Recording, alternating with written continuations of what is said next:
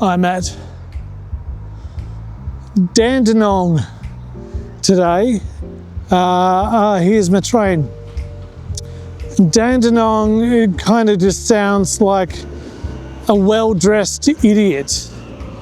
Now, he's a nong, but he's a dandy nong.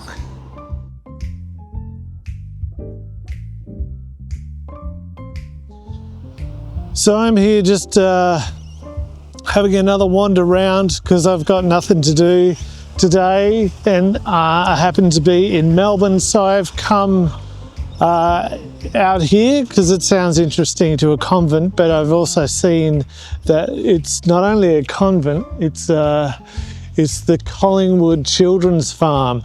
So this is where they grow all the children in Collingwood.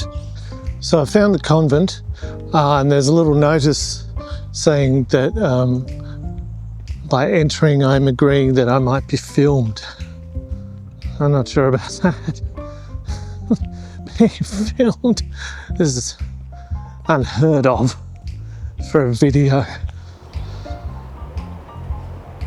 So I'm in the convent. This is like a little rotunda bit.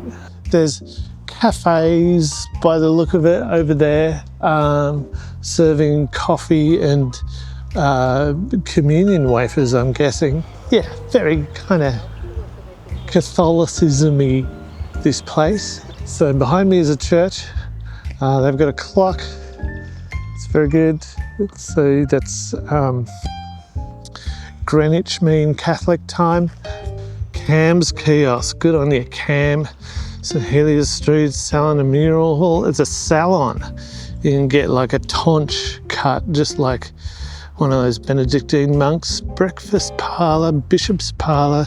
Too many parlours for my liking. Every building's got a crucifix on, which is good, just so you know what you're dealing with. Convent Bakery. Do they have their own bakery? Maybe that's where they made all the communion wafers in that particular bakery. It feels slightly Tasmanian, actually, because of, you know, there's obviously history and there's obviously a bit of a kind of an undercurrent of dark, some weird stuff happened here.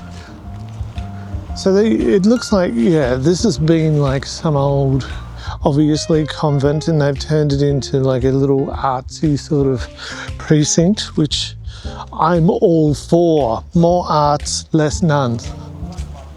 So this particular building is called Providence, and it's where there was the classrooms in the 60s where nuns had a robing room where they'd get into their habit. But now it's used for lots of different things, but one of the cool things is it's used for people with a disability to learn like arts practice.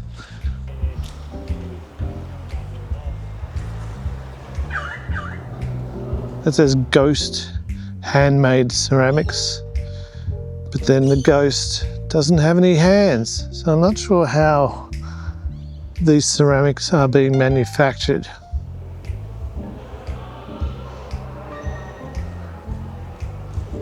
This place was actually an asylum for fallen women, I think that was the term. And so, yeah, they'd all come in here and they'd have to work in the laundry and do all that sort of stuff and do all the Catholic things, and, you know, that's sort of how it went. So lots of ladies and girls came through here. I kind of like that they've kept it, and like there's stories about the people who, you know, lived and worked here, and they're not forgotten, they're not swept. Like Willow Court in New Norfolk in Tasmania, sort of the same vibe, a kind of a relic and a ruin, which I think this was, but then like the community all came together and decided to keep it, otherwise it was going to get bulldozed and turned into some sort of commercial thing or a government thing, and that'll be the Tony Abbotsford Convent.